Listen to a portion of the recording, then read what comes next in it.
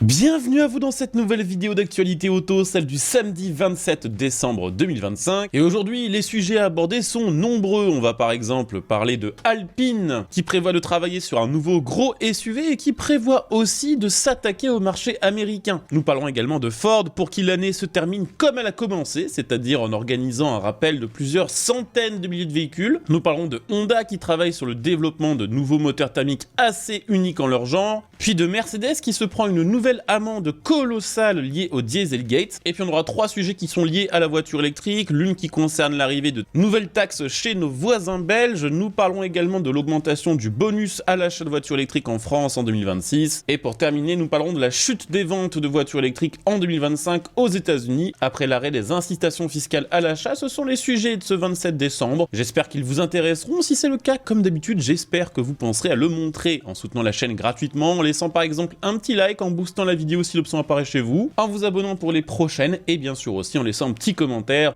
Nous allons parler de Alpine puisque son directeur général Philippe Krief a confirmé dans une interview donnée au magazine anglais Auto Express que la marque voulait absolument débarquer aux États-Unis et y commercialiser ses voitures. Initialement, Alpine prévoyait de s'implanter aux USA dès 2027, sauf qu'il s'est passé quelque chose qui a complètement fait dérailler le projet, ça a été la mise en place par le gouvernement Trump de taxes sur les voitures vendues aux États-Unis qui sont fabriquées en Europe. Résultat, du jour au lendemain, le A390 sur lequel comptait beaucoup Alpine pour conquérir ce marché se retrouve 15 à 20% plus cher que la concurrence et devient quasiment invendable. Malgré ce contretemps, l'idée n'a pas été totalement abandonnée puisque selon Philippe Krief, une nouvelle arrivée passera finalement d'abord par la future A110 électrique. Je le cite, nous devons aller aux États-Unis avec l'A110 car c'est le cœur de la marque. Après, il reconnaît lui-même que à lui seul, ce modèle ne suffira pas à assurer la viabilité commerciale du réseau de concessionnaires américains, raison pour laquelle Alpine réfléchit au développement d'un nouveau SUV électrique de plus grande taille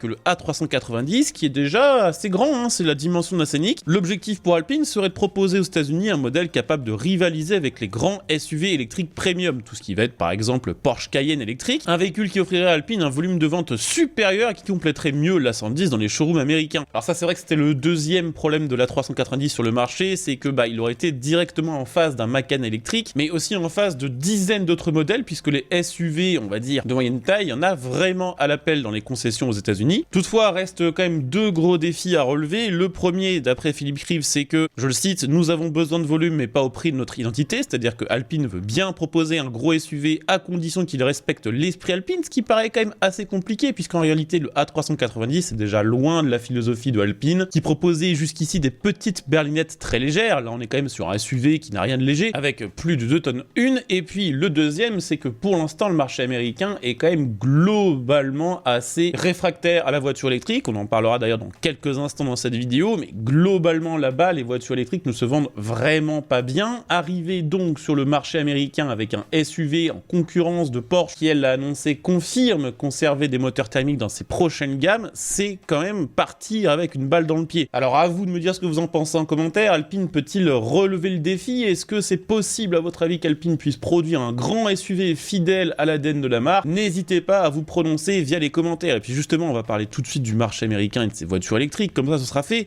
Aux États-Unis, les incitations fiscales à l'achat de voitures électriques ont été stoppées à la fin du troisième trimestre 2025. Et là-bas où on n'était déjà pas trop fan de la voiture électrique, ça a tué un petit peu le marché local, puisque sur le quatrième trimestre, qui n'est pas encore tout à fait terminé, c'est vrai, il reste quelques jours, mais en se basant sur les chiffres qu'on a déjà, on sait que les ventes de voitures électriques sur le quatrième trimestre ont baissé de plus de 40% par rapport au trimestre précédent, qui avait encore les incitations fiscales, et d'environ 37% par rapport à la même période en 2024, en sachant que sur ce quatrième trimestre, les voitures électriques n'ont compté que pour 5,7% de part de marché. Il est estimé qu'au global, sur toute cette année 2025, il devrait se vendre 1,2 million de voitures électriques aux États-Unis contre 1,3 sur l'année 2024. Alors c'est pas une très grosse différence, mais c'est parce que, comme je le disais, les incitations fiscales ne se sont terminées qu'au troisième trimestre 2025, donc pendant 9 mois, les Américains en ont bien profité. N'empêche que ça voudrait dire un recul de 2,1% sur un an, avec avec une part de marché de voitures électriques qui devrait représenter globalement 7,8% des ventes automobiles sur toute l'année, contre 8,1% l'année dernière. Et les analystes du marché considèrent que 2026 sera probablement moins bon que 2025 et 2024 en termes de voitures électriques vendues. Ça n'a pas d'impact direct sur notre marché, par contre ça aura quand même probablement un impact sur nos constructeurs européens, qui risquent quand même de devoir jongler avec les technologies pendant plus longtemps que prévu. Une partie d'entre eux, notamment les marques allemandes, vont devoir continuer d'investir dans l'électrique pour l'Europe et dans le thermique pour les États-Unis, qui risquent de faire une transition bien plus lente vers la voiture à batterie, qui risque de leur coûter très très cher financièrement, mais peut-être aussi en image de marque, puisqu'en ne misant pas tout sur l'électrique ou tout sur le thermique, on risque de se retrouver avec des voitures quand même globalement assez moyennes en termes de qualité dans les deux types de motorisation.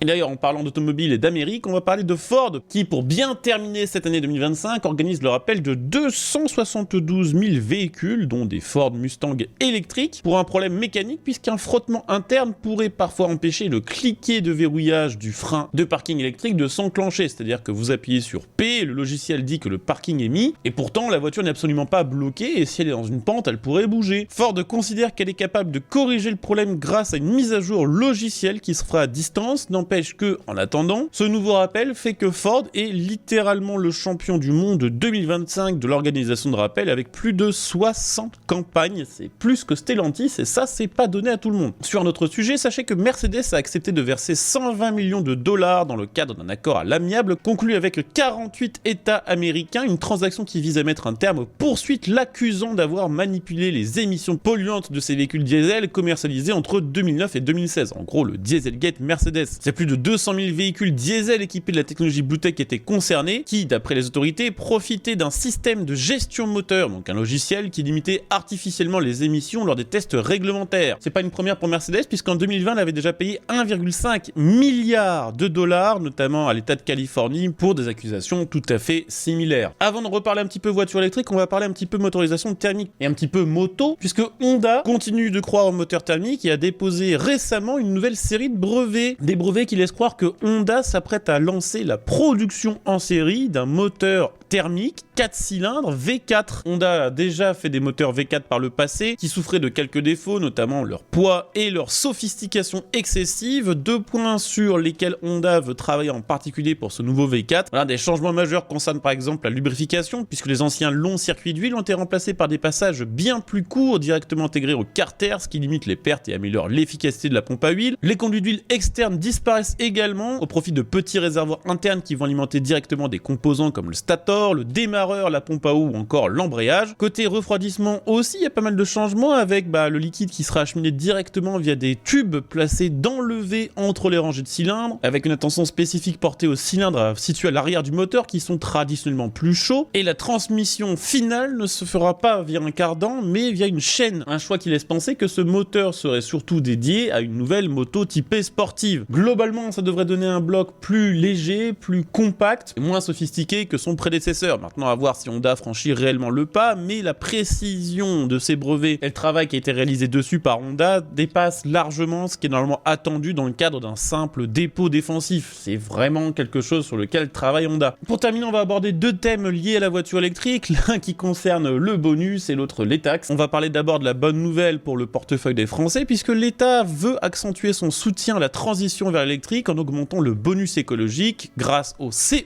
à partir de 2026. Le bonus passera donc de 4 200 € à 5 700 pour les ménages les plus modestes, puisque tout le monde n'a pas le droit au même montant de bonus, et ajoute à ça un super bonus supplémentaire qui ira de 1 200 € à 2 000 € pour un véhicule dont la batterie est fabriquée en Europe. L'objectif est clair, faire baisser le prix d'entrée des voitures électriques pour les rendre plus compétitifs face aux véhicules thermiques d'occasion qui sont encore largement privilégiés par les ménages et largement moins chers. Une mesure également destinée à essayer de faire pression sur la concurrence chinoise qui arrive même sans subvention et même sans super bonus à proposer des voitures électriques qui sont souvent vendues 3, 4, 5 000 € moins chères que leurs équivalentes européennes. On verra donc si ça suffit à rebooster les ventes de voitures électriques en 2026 ou si les contraintes liées à leur utilisation, tout ce qui va être autonomie limitée ou recharge lente, sont des freins suffisamment importants pour que les Français ne passent pas massivement à la voiture électrique. Et puis pour terminer en parlant de voitures électriques, on va parler un petit peu de nos amis les Belges. Puisque puisque tout comme en Angleterre, en Belgique, une nouvelle taxe dédiée à la voiture électrique arrive dès 2026. Une taxe environnementale qui sera réglée dès l'achat d'un nouveau véhicule électrique ou hybride rechargeable, qui vise à financer le recyclage des batteries. Ce montant sera calculé selon le poids de la batterie du véhicule en question. C'est une contribution qui variera de quelques dizaines à quelques centaines d'euros. Petite puterie au passage, les batteries LFP seront plus taxées que les NMC, alors que pourtant les LFP sont censés être les batteries bas de gamme présentes sur les voitures électriques les moins chères, pour la simple et bonne raison que leur recyclage